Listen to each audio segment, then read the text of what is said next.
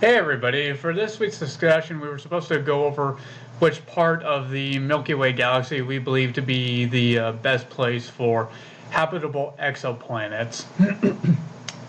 Well, I would say personally that there's a couple of areas that would be have a good place for habitable exoplanets, but I would say that the probably the most habitable area for exoplanets or planets like ourselves would probably be on the outer edges of the spiral arms of the Milky Way galaxy, where we're pretty darn close to right now. And the reason for that is because if you remember the video talking a little about the cycle of the creation of stars in our system, once stars die towards the center or in between the outer parts of the Milky Way and the center part of the Milky Way, a lot of that energy turns into a nebula cloud of dust, which also obscures our vision of looking inward. But a lot of that dust tends to drift outer towards the edge of the Milky Way over time, and that ultimately comes into collision with nebula clouds that are ultimately already there or have possibly come in from outside of the Milky Way. I have read that that can happen as well. And as a result of the collision of these dusts, new stars are constantly being born on the edge of the spiral arms of the Milky Way galaxy. This is where the majority of the mass in our galaxy, as well as the creation of stars, takes place.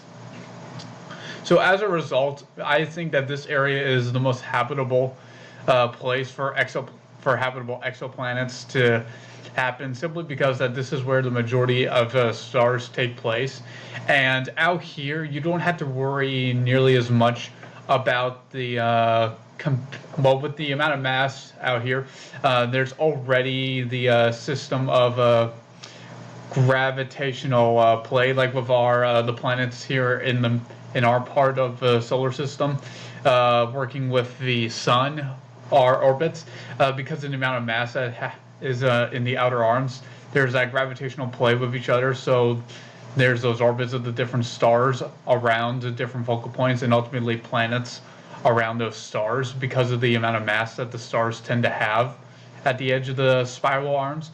Whereas opposed to in the center, there's not as much of that, but they also happen to orbit around a gravitational center themselves, which is a black hole in the center of our solar system. But that is a lot easier to happen out here and more common because we have a majority of the mass in our galaxy out here. So that's what I would think is the reason why the edge of the spiral arms are the most likely place you're going to find habitable exoplanets in the Milky Way galaxy. Anyway, have a good day, everybody.